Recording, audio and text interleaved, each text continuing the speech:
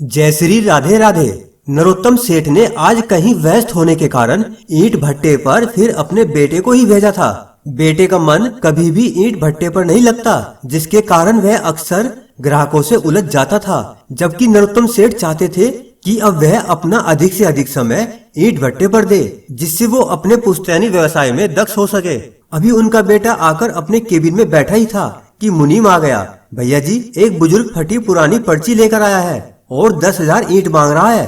बेटे ने पूछा, क्या मतलब? मुनीम ने कहा, वह कह रहा है कि सन 1968 में 15 रुपया हजार के भाव से उसने 10,000 ईंट का दाम 150 रुपए जमा किए थे, जो आज लेने आया है।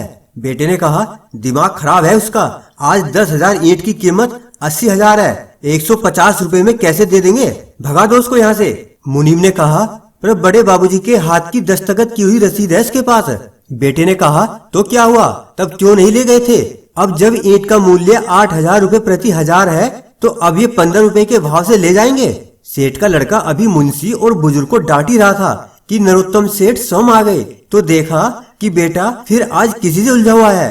कारण पूछने पर बेटे ने वह मुड़ी तुड़ी पर्ची सेठ को पकड़ा दी। सेठ पर्ची को देखते ही चौंक गए। अब बुजुर्ग की तरफ ध्यान से देखा और पहचानते ही मुस्कुरा पड़े। धनीराम कहाँ गायब हो गए थे भाई, पैसा जमा करके? मैंने तब कितनी प्रतीक्षा की थी आपकी।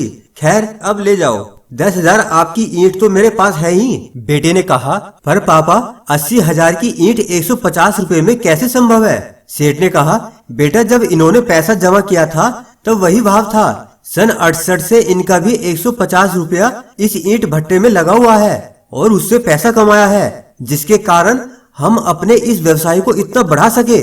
150 रुपए की पूंजी का लाभ लगातार सन 68 से हम खा भी तो रहे हैं। ये मेरे हाथ की रसीद है, मुझे याद है तब मैंने अपने पिताजी के साथ इस भट्टे पर आना शुरू किया था। यह मेरी ही उम्र के हैं शायद। जब मैंने यह रसीद काटकर इन्हें दी थी तो इन्होंने हंसकर कहा था, अगर रसीद गायब हो गई तो क्या होगा?